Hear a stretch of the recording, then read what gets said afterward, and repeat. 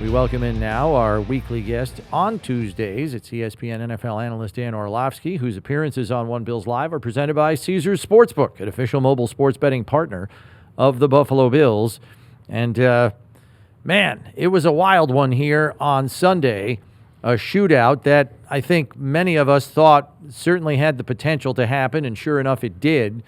And in the end, the Bills defense gets the requisite stops needed to kind of turn that game around for Buffalo as they were chasing the game right from the jump. But something that we've been discussing, Dan, and you've been discussing probably for the better part of the last 2 years, is the use of under-center play action for the Bills offense. And they got to it very early. First play of the game, 32 yards to Dawson Knox, and off they went after that. Yeah, I loved it. It was the most they used it this season. It was the most yardage they had out of it. It was the most touchdowns they had out of it. It was the most completions they had out of it. And so,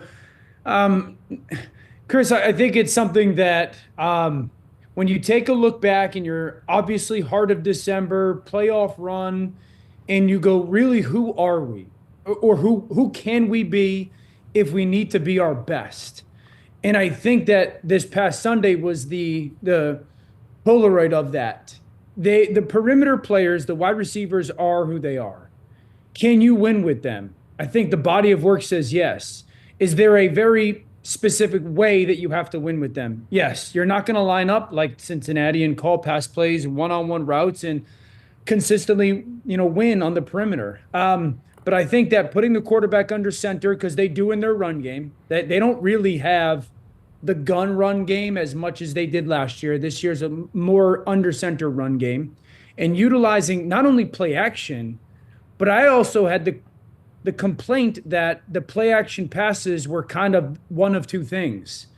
And we saw more different versions of play action this past weekend, which I liked. The first play you're talking about is the power pass. We saw the play action with 22 personnel when it's that three-man concept and not necessarily over the ball. We saw the gun play action where they become a flood to one side and bring four people to a side of the ball. So not only that, but the variety of the play action passes and the different schemes that they utilized and protections, I was a fan of. And I think it incorporates everybody on their offense. It protects. It allows the tight ends and the backs to be the focal point of the pass game while also not ignoring the wide receivers. And, if I had to pick kind of what does the game plan have to be on this final month, and for Buffalo fans, hopefully into the playoffs, it's something that looks very similar to Sunday. How does the confidence of the defense, because you say play action pass because the defense, you want to make the defense think it's a run. And if you can do that, and I hate to go into this kind of esoteric kind of, thought process, but if the defense is really confident they can stop your run, doesn't it make it easier for them to stop your play action pass because they don't feel like they got to dive into the line of scrimmage? And how does the defense's ability to stop your run affect the play action? Because, this Patriot defense is no slouch. It's going to be a little different game on Sunday than it was this last Sunday. Yeah, it's a great question that's got layers to it. Houston's the perfect example defensively. I have said this when I watch Houston's defense. I'm always going, everybody in their defense, ball gets snapped is downhill. But backers fill, safeties fill. And so my natural reaction is go, okay, well, you kill them in play action. And then you watch them defend the play action. You're like, how? How are you so good at both of those things? I've always believed in this, Steve. Number one, most defensive players grow up always from the first time they start playing football to the present moment hearing, got to stop the run, got to stop the run, got to stop the run. That's just how they grow up being taught. And so I always believe that defensive players are going to be intrinsically motivated or wired or taught, go get the football, no matter what it looks like. And so you don't necessarily have to dominate in the run game to have a effective play action game has always been my thought. Now, I have to have the play action look like my runs, though. That's the big thing. No matter if a defense is good at defending run or not, your run has to look, or your play action has to look like your run. So do the formations look the same? Does the action of the quarterback and the tailback look the same? Does the feel of the offensive line, and that's the area that I would tell you is probably the biggest difference between a good play action team offensively and one that's not good. What does the offensive line feel like at the snap? Defenses are smart. If you're not showing some form of that first step or two run where your pads are a little bit lower, you're popping off the ball, your helmet's down, this looks like run, those guys are going to get coached up well to say, okay, no matter what's going on, if that offensive line or if that tackle immediately stands up and his helmet goes up, you don't have to worry about that being a run. That's going to be a play action. And so I think that's a really big part of it. Obviously, the better you run it, the more the defense is going to be committed to trying stopping it, either by action or numbers. And New England's a really good defense. I think that New England's defense, as big bodies in the middle, linebackers that are very active, they set the edge at an incredibly high level. But if you're taught well offensively, you can be a good play action team without being the best run team in football. A second layer of that play action passing game, it was hard to ignore the production of the tight ends when the game was over. 11 catches for the three of them combined, 137 yards and 2 touchdowns against a defense that has been rather porous in defending tight ends, the worst in the league, as a matter of fact, in Cincinnati. Would you consider the explosion in production at the tight end position by the Bills a one-off based largely on opponent, or do you think they may have been reminded, oh, you know what, it doesn't just have to be Kincaid all the time. We might be able to fan out our tight end usage going forward in the passing game? Yeah, I mean, it starts with Dalton. Dalton's health is a big deal because of all the different things you can do in your offense with him: formation, motion, action, and then the attention that he gathers. Dawson Knox has been a good player for years in Buffalo. Is he as a high level of player as Dalton one-on-one matchup? Probably not.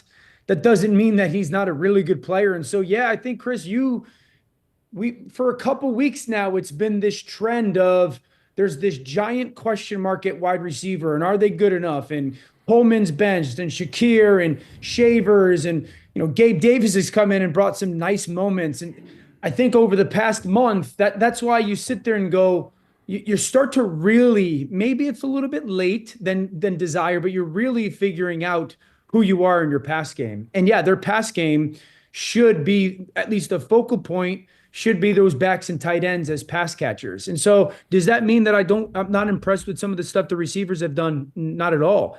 I just mentioned, I think Gabe has done some nice stuff. Gabe, obviously, in the broken plays, has got a good understanding of what Josh wants to do. Same with Shakir. Shavers has done some nice stuff. He's good in the run game. He won one-on-one on the perimeter and a contested catch. And so I think you have to be encouraged by some of those guys. But yeah, I believe that you guys know where I stand when it comes to this offense. If this offense has Dalton Kincaid healthy, and obviously the line, I think this offense can score 30 on about anybody, specifically if they're home. And so, yes, the Bengals are not a good defensive team, but they did exactly what they should do to a bad defensive team.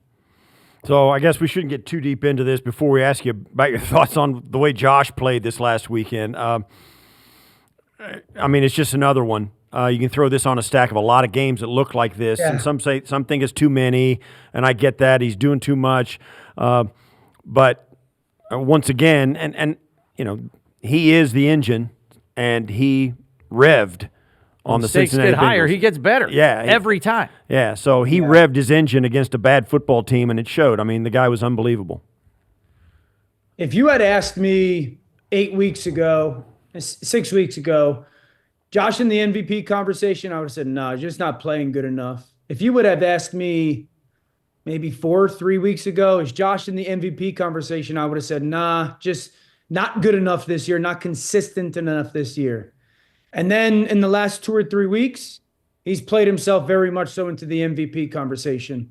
I was surprised because Josh has had a down year. I'm not saying that negatively, Steve. I just want to be honest, especially if we've seen some of the seasons he's had.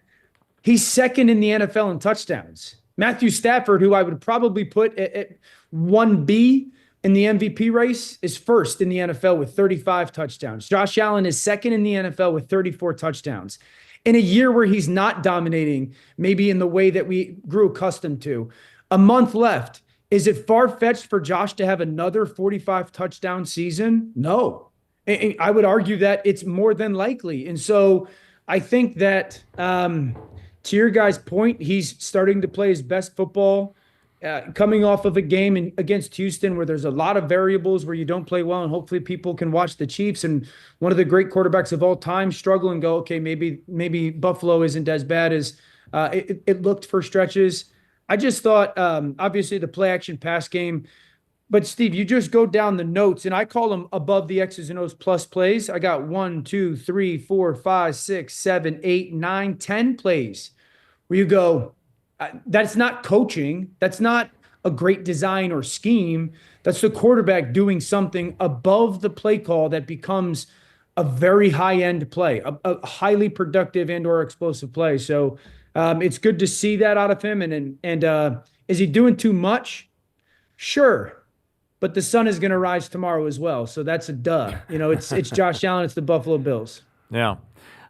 Flipping it over to the defense, obviously the Bills have had a manpower issue on that side of the ball virtually the entire season, due largely to injuries, and all you got to do is look at last week, and Joe Burrow, until they decided to start heating him up with blitzes, had all day to pick and choose where he wanted to go with the football.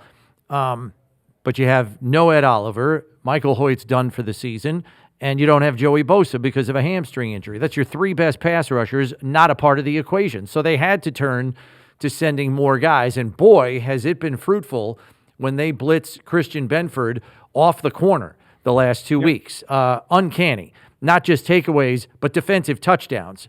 What do you think is realistic for this defense down the stretch here? Because I'm of the belief that all you need to ask this defense to do, conceivably, when Josh is playing a quarterback of comparable ability, and this would be an example of that this week, just get him 3 or 4 stops. You don't even need takeaways necessarily. Get 4 stops in this game, and you should conceivably, as long as you're not turning the ball over, have a chance to win the game. Yeah, I would agree. It's 3 or 4 stops, 3 or 4 different times you get the ball back for Josh in this offense, specifically at home. I know I'm probably in the minority here. I actually thought there was some good stuff from the defense. I really did. I thought the defense played better statistically, or better than the stats would show. I thought Walker was really good at times, both in the run and the pass game. I thought coverage, like 5 or 6 times, if I was Bobby Babich, I would sit there and Sean McDermott and go, I can't necessarily ask you to cover it better. You just got beat by a great throw. And you got to give credit to Burrow and the receivers at time. I really believe that a lot of times I'm sitting there going, gosh, it's a 25-yard gain, but the guy's in his back pocket, his arm is in between the receiver's hands, and the ball just gets completed. Do I think that there were moments when they were too reactive to stuff, and that's been the case for this year when it comes to some of their eye discipline? Yes. You mentioned the lack of pass rush. Yes. But I was more encouraged after watching the tape than going, oh my gosh, they gave up 34 points and got absolutely shredded. I think that there's a little bit of reality where you're not going to face a pass game that is as clinical as the one that they saw on Sunday. And if they keep covering that way, strategic pressures, guy steps up here and there, I think they'll be okay. Joey's got to get healthy, and they're going to have to, like if I was a or an offense going in, you're going to get 30 snaps of misdirection, whether it's a run or a pass. And I really would like to see their defense solidify and clean that up. They did make both these offenses the last 2 weeks one-dimensional. I mean, they held both of them to under 75 yards rushing. The run defense has been better. Walker was really good this game in the run game for me. Like, I thought holding the point, I thought getting skinny at times, I thought getting down the line of scrimmage with some runs. I really think that the run game, the discipline, the integrity, the not wanting to go make the play and run myself out of gap, has been much improved over the last 2 weeks. All right, as we get down to this last month of the season. Right now, the Bills are the 6th seed. They got leapfrogged by the Chargers yesterday on their win against Philly. We talk about home and road games.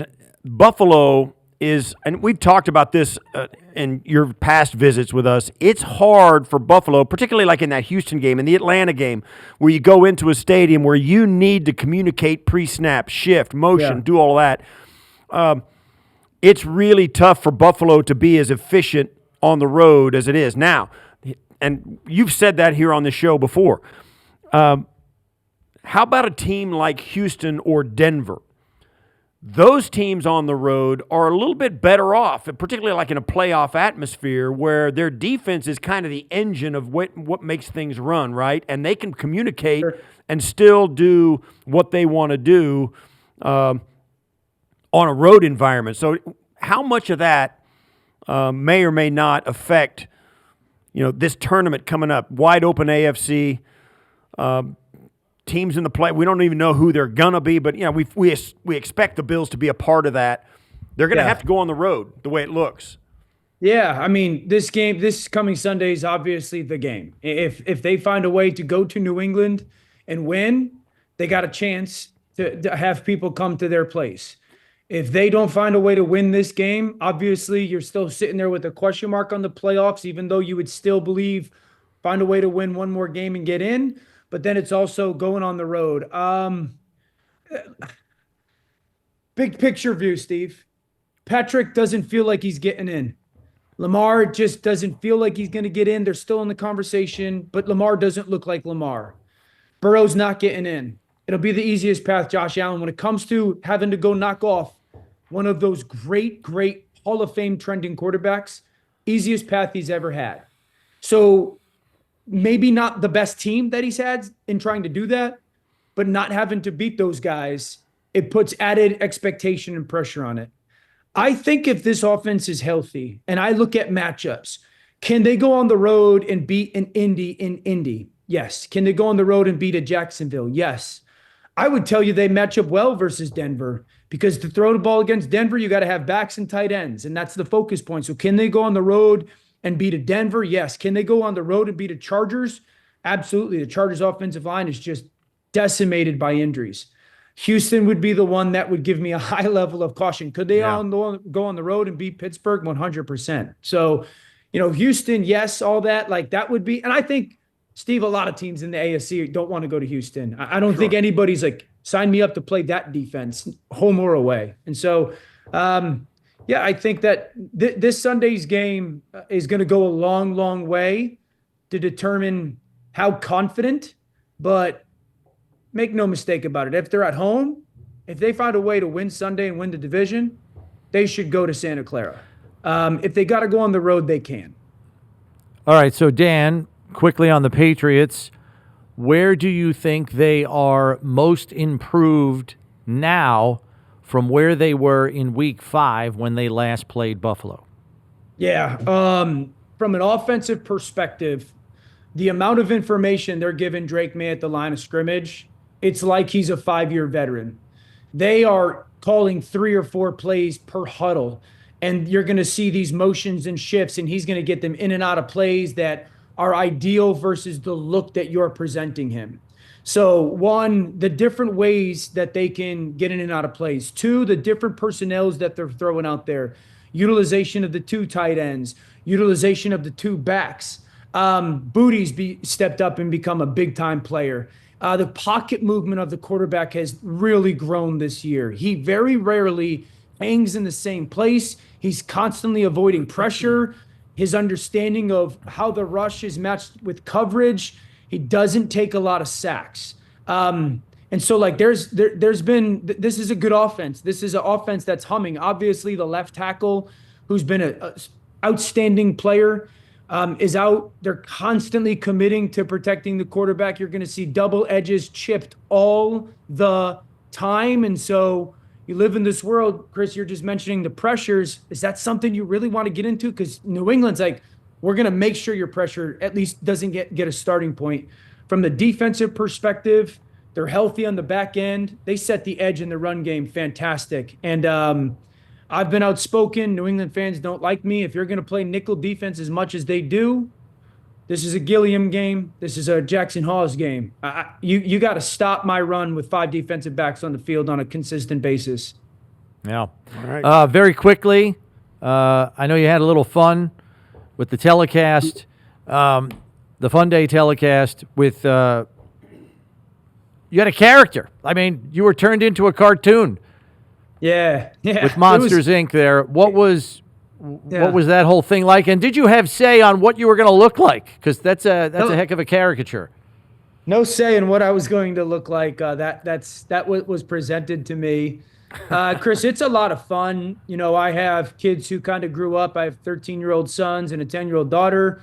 They grew up in the Monsters Inc. world. They love Pixar and Disney movies. My one son, Madden, is autistic. His love and superpower is animation and character creation. So he was the happiest person on the planet. So when I got presented the opportunity to do it, it was an easy yes for me, strictly for Madden. If Madden enjoyed it, it was worth it. I love doing it. I think it's a cool way to watch football. I think it's we watch football all the time in America. Every single day there's a football game on. They're presented the same way, and so it's just a different way to present it, different way to watch it with your kids. And he was the happiest kid on the planet waking up this morning. So it was a fun experience for me. I'd do it again in a heartbeat. What was Madden's review of your character look? What did he think of it? Would he have drawn it that way, you think? Because he's probably drawn you a few times. Yeah, he would probably have me something looking like that. He liked it. He loved it more than the other two. Like the other two 13-year-old boys are a little bit more mature than him. They're a little bit too cool for school for him. The teenage angst, right? But he was like, my wife sent me videos all night of just him watching it, him interacting with it. So yeah, my character, if he had drawn my character, there was probably going to be some similarity for sure. Okay. All right, good stuff. Dan, thanks, man. It's good seeing you. Great to see you guys. Enjoy this weekend, all right? All right, we'll catch up with you next week.